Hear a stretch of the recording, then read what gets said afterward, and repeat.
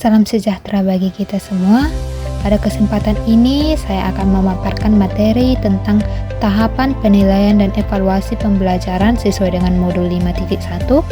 Dalam paparan ini akan dijelaskan 4 jenis penilaian, yaitu penilaian formatif, sumatif, alternatif, dan autentik, serta tahapan pelaksanaannya dari perencanaan hingga pelaporan hasil belajar. Slide pertama, kata pengantar. Penilaian dan evaluasi merupakan bagian yang sangat penting dalam kegiatan pembelajaran. Melalui penilaian, guru dapat mengetahui sejauh mana tujuan pembelajaran telah tercapai, serta menemukan kendala yang dialami peserta didik. Evaluasi berfungsi untuk memperbaiki proses belajar agar lebih efektif dan efisien. Nah, penilaian bukan sekedar memberikan angka atau nilai kepada siswa, tetapi lebih dari itu. Penilaian menjadi sarana bagi guru untuk memahami perkembangan kemampuan dan karakter peserta didik. Evaluasi pembelajaran memberikan umpan balik bagi guru untuk memperbaiki strategi mengajar dan bagi siswa untuk meningkatkan kemampuan belajarnya. Tujuan penilaian: yang pertama, mengetahui tingkat pencapaian kompetensi siswa; yang kedua, menilai efektivitas proses pembelajaran; yang ketiga, memberikan umpan balik bagi siswa dan guru; dan yang keempat, menjadi dasar pengambilan keputusan pendidikan. Guru itu perlu memahami bahwa penilaian adalah alat untuk mencapai tujuan pembelajaran. Hasil penilaian membantu guru menilai apakah strategi pengajaran yang digunakan sudah tepat, serta mengetahui sejauh mana siswa memahami materi dan menguasai kompetensi dasar. Lalu slide selanjutnya, landasan penilaian. Penilaian pendidikan diatur dalam Permendikbud nomor 23 tahun 2016 tentang standar penilaian pendidikan. Yang kedua, prinsip penilaian termasuk objek, adil, transparan, dan akuntabel. Ketiga, penilaian harus berkelanjutan dan menyeluruh, mencakup aspek sikap, pengetahuan, dan keterampilan. Nah, dalam praktiknya, guru wajib melaksanakan penilaian berdasarkan pedoman yang berlaku. Penilaian yang objektif berarti guru menilai sesuai dengan bukti hasil belajar, bukan berdasarkan perasaan. Penilaian juga harus adil, transparan, dan dapat dipertanggungjawabkan. Yang berikutnya, konsep penilaian dan evaluasi. Yang pertama, penilaian atau asesmen, proses pengumpulan dan menginterpretasi informasi hasil belajar siswa. Yang kedua, evaluasi, proses pengambilan keputusan berdasarkan hasil penilaian untuk memperbaiki pembelajaran. Keduanya berkaitan dan dilakukan secara berkesinambungan, yang artinya penilaian fokus pada pengumpulan data, sedangkan evaluasi menitik beratkan pada analisis dan pengambilan keputusan berdasarkan data tersebut. Misalnya, hasil penilaian digunakan untuk menentukan apakah siswa perlu remedial atau pengayaan. Jenis-jenis penilaian dalam pembelajaran. Terdapat 4 jenis penilaian utama. Yang pertama, penilaian formatif; yang kedua, penilaian sumatif; yang ketiga, penilaian alternatif; yang keempat, penilaian autentik.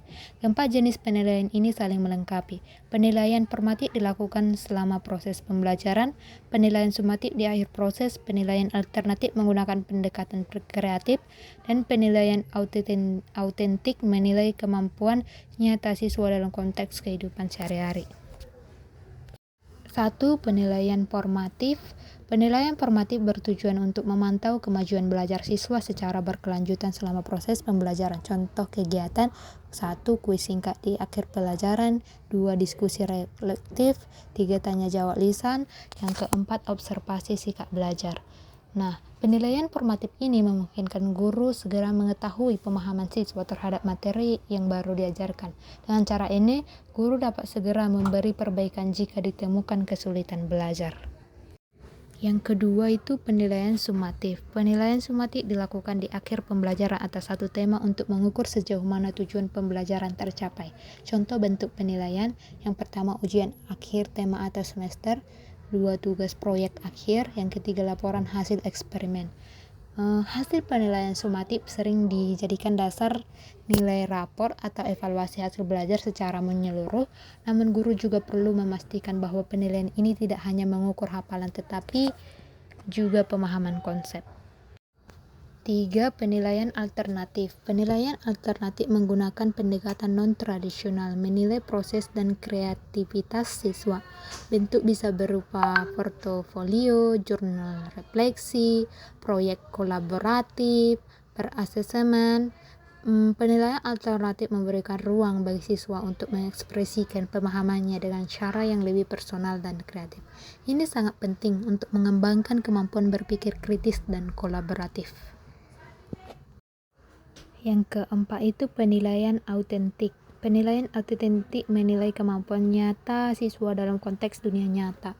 Contohnya itu praktik langsung, simulasi, studi kasus, presentasi hasil pengamatan. Nah, penilaian autentik mendorong siswa tidak hanya tahu tetapi juga mampu melakukan. Misalnya siswa diminta mempraktikkan cara membuat laporan hasil pengamatan tanaman di lingkungan sekolah. Tahap selanjutnya perencanaan penilaian. Langkah-langkah perencanaan yang pertama menetapkan tujuan dan indikator penilaian. Kedua, memilih teknik dan instrumen yang tepat. Yang ketiga, menyusun rubrik penilaian. Keempat, menentukan waktu pelaksanaan. Perencanaan adalah tahap yang sangat penting. Tanpa perencanaan yang matang, pelaksanaan penilaian akan tidak terarah. Guru harus menentukan apa yang ingin diukur, kapan dan bagaimana cara mengukurnya. Pelaksanaan penilaian. Pelaksanaan penilaian yang pertama melaksanakan penilaian sesuai rencana, yang kedua menggunakan berbagai metode seperti tes tertulis, observasi, wawancara, proyek, yang ketiga menyediakan kesempatan yang adil bagi seluruh siswa. Pelaksanaan penilaian harus memperhatikan kondisi siswa. Guru sebaiknya tidak hanya mengandalkan tes tertulis, melainkan juga memperhatikan keterampilan dan sikap selama proses belajar. Berikutnya pengolahan dan analisis hasil belajar. Yang pertama mengumpulkan data hasil belajar, yang kedua mengolah nilai-nilai secara objektif, yang ketiga menganalisis kekuatan dan kelemahan siswa. 4. Menentukan tindak lanjut pembelajaran. Setelah data diperoleh, guru menganalisisnya untuk melihat pola belajar siswa. Dari sini guru dapat memutuskan siapa yang memerlukan remedial atau pengayaan. Slide selanjutnya pelaporan hasil belajar. Pelaporan hasil belajar meliputi 1. Nilai angka dan deskripsi capaian kompetensi. Yang kedua, umpan balik konstruktif bagi siswa dan orang tua. Ketiga, dokumentasi hasil belajar. Pelaporan hasil belajar hendaknya tidak hanya berupa angka tetapi juga deskripsi yang menjelaskan kelebihan dan area yang perlu diperbaiki oleh siswa. Selanjutnya dokumentasi penilaian. Dokumentasi bisa berupa lembar observasi, rubrik penilaian, hasil karya siswa, dan foto kegiatan belajar. Dokumentasi membantu guru menyimpan bukti autentik hasil belajar siswa. Hal ini penting untuk akuntabilitas dan refleksi peningkatan kualitas pembelajaran. Slide selanjutnya contoh implementasi penilaian. Contoh itu di kelas IPA. Temanya itu perubahan wujud benda. Nah, yang pertama itu penilaian formatif. Itu berupa kuis singkat. Yang kedua sumatif itu laporan hasil percobaan. Yang ketiga alternatif portofolio pengamatan. Yang keempat autentik presentasi hasil eksperimen. Nah, dalam satu tema saja guru bisa memadukan 4 jenis penilaian, dan begitu hasil penilaian lebih komprehensif dan menggambarkan kemampuan siswa secara menyeluruh. Selanjutnya analisis hasil penilaian. Analisis hasil penilaian yang pertama menentukan tingkat pencapaian kompetensi, menyusun laporan perkembangan belajar siswa. Yang ketiga merancang tindak lanjut pembelajaran berikutnya. Nah, analisis hasil membantu guru mengidentifikasi kesulitan umum yang dialami siswa dan menentukan strategi pembelajaran yang lebih efektif di pertemuan berikutnya. Slide selanjutnya tindak lanjut penilaian. Tindak lanjut hasil penilaian bisa berupa remedial untuk siswa yang belum tuntas. Yang kedua pengayaan untuk siswa yang sudah menguasai materi. Yang ketiga refleksi guru, itu untuk memperbaiki pembelajaran berikutnya. Nah, penilaian tidak berhenti pada angka. Guru harus juga memastikan setiap penilaian ditindaklanjuti agar pembelajaran benar-benar bermakna bagi siswa. Selanjutnya refleksi. Pertanyaan reflektif Yang pertama contohnya apakah penilaian sudah sesuai dengan tujuan pembelajaran. Kedua, apakah siswa mendapatkan umpan balik yang tepat. Yang ketiga, apa yang perlu diperbaiki dalam proses penilaian. Refleksi adalah bagian penting dari siklus pembelajaran. Dengan refleksi, guru dapat mengevaluasi keberhasilan proses penilaian dan mencari solusi terhadap kekurangan yang muncul. Yang terakhir, penutup, penilaian dan evaluasi yang baik itu harus satu yang berkesinambungan, objektif dan autentik. Yang kedua, mengukur aspek pengetahuan, sikap dan keterampilan. Yang ketiga, memberi manfaat nyata bagi perkembangan siswa.